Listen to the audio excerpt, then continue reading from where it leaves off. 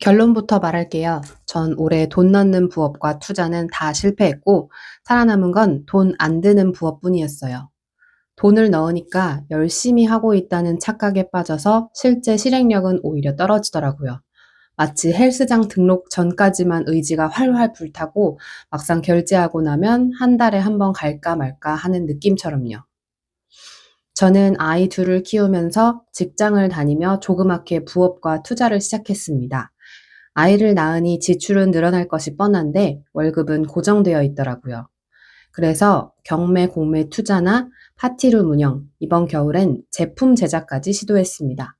말하자면 월급을 모아서 조그맣게 투자해본 셈이죠.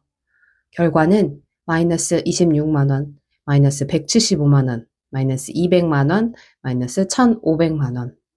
이건 제가 올해 발생한 부업과 투자의 손해 금액입니다.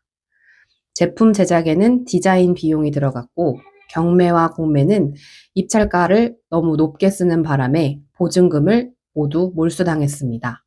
왜냐면 제가 잔금을 미납했거든요.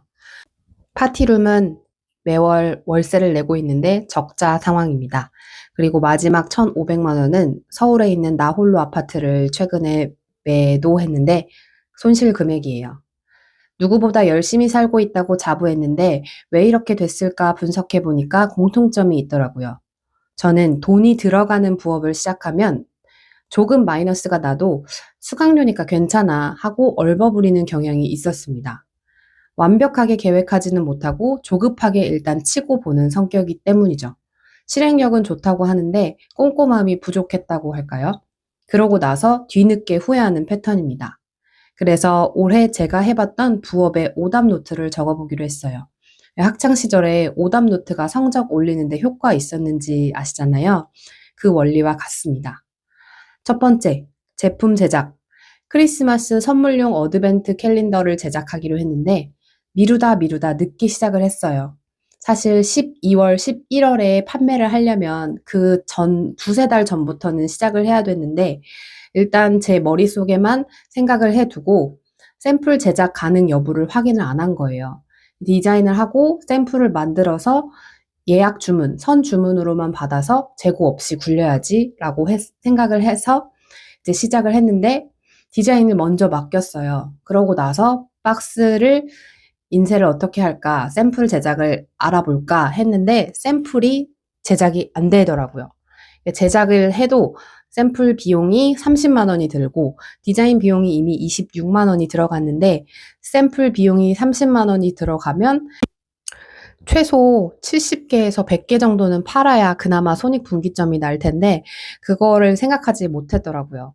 그리고 10월 달부터 시작을 하니까 이게 시간이 아무래도 늦어지고 샘플이 가능한지, 박스 제작이 가능한지를 알아보는 데만 일주일이 넘게 걸려서 이게 생각보다 미리미리 준비해야 된다는 것을 깨달았습니다. 제가 그 어드벤트 캘린더를 떠올린 거는 예전에 프랑스에서 유학할 때 10년 전에 마트에 쭉 깔려있는 어드벤트 캘린더를 보고 왜 우리나라엔 이게 안 들어올까라고 생각했었는데 미루다 이제 하게 된 거예요. 이제 시도하게 된 거예요. 그런데 제가 찾아볼 때 10월 달만 해도 인터넷에 정보가 그렇게 많지는 않았어요. 어드벤트 캘린더에 빈 박스는 있었는데 과자 회사에서 아직 많이 없더라고요. 그러다가 혹시 몰라서 11월 달에 다시 한번 찾아봤더니 다이소에서 어드벤트 캘린더 빈 박스가 있었고 그리고 많은 과자 대기업 회사에서 어드벤트 캘린더를 제작을 했더라고요. 만약에 제가 한 5년만 빨랐어도 이거의 선두주자가 되었을 수 있지 않을까 하는 생각이 있는데 시기가 진짜 중요하다.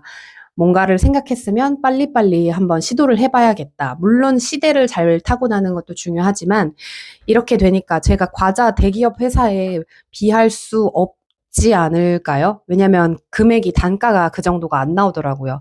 박스 제작만 1,000부가 드는데 1,000부에다가 그 단가를 낮출 수도 없고 거기에 저는 광고 수수료나 뭐 배송비 이런 것까지 포함하다 보면은 대기업의 그 가격 경쟁에서 밀릴 것 같다는 생각이 들어서 3주 만에 포기를 하게 됐습니다. 두 번째는 파티룸 운영인데요. 저는 오래전부터 블로그를 많이 해왔고, 파티룸이 블로그가 잘 되면 예약이 잘 되는 건 줄 착각했었어요. 그리고 파티룸 처음에 매물을 보러 갔을 때 너무 예뻐서 인테리어만 믿고 덜컥 계약을 하게 됐습니다. 물론 역에서 가까운지는 한번 체크를 해봤었는데 그 외의 것들은 좀 덜 체크했던 것 같아요.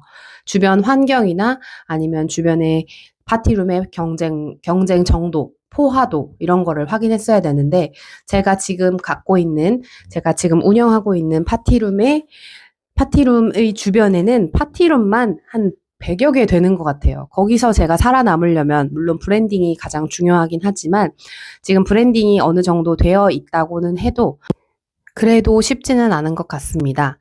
인수를 하기 전에 어, 전 운영자한테 정확한 매출 기록을 받았어야 됐고 주변 환경이나 경쟁 상태 뭐 이런 것들을 더 한번 제대로 체크를 했어야 됐다는 생각이 듭니다. 파티룸을 운영하면서 사실 월세가 계속 적자가 날 때도 있지만 그것을 토대로 이번에 운영한 것을 토대로 제가 얻은 것도 있습니다. 사업가 마인드를 우선 얻게 됐고요. 자영업이 얼마나 어려운지에 대해서 다시 한번 뼈저리게 느끼게 됐고 직원의 마인드보다는 대표의 마인드로 탈바꿈하는 계기가 된 것 같습니다.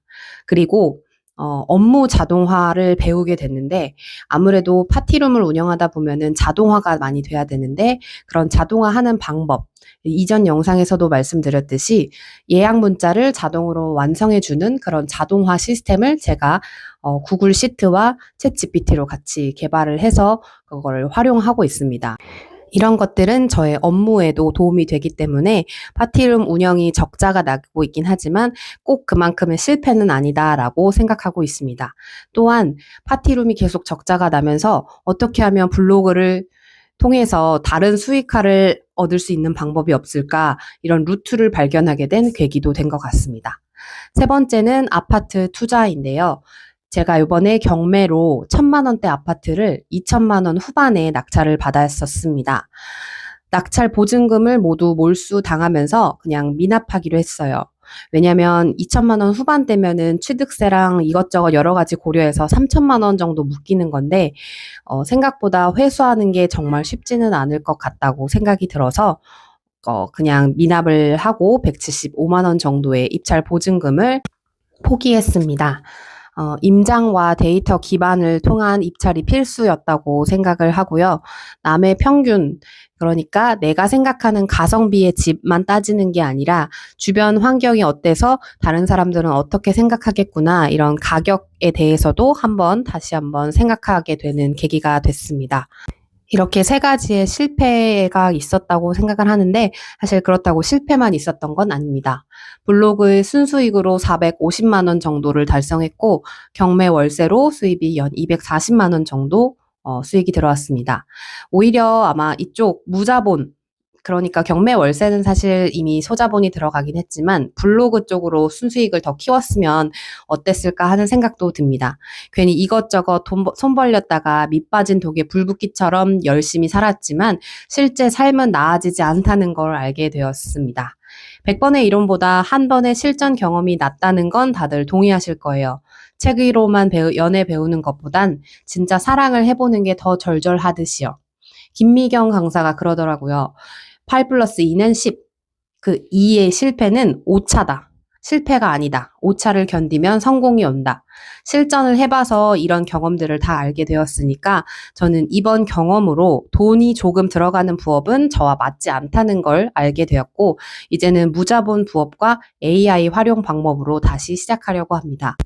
저의 약점을 깨달았으니 이제부터는 무자본 부업, 돈이 들어가지 않는 부업과 투자를 한번 시도해 보겠습니다.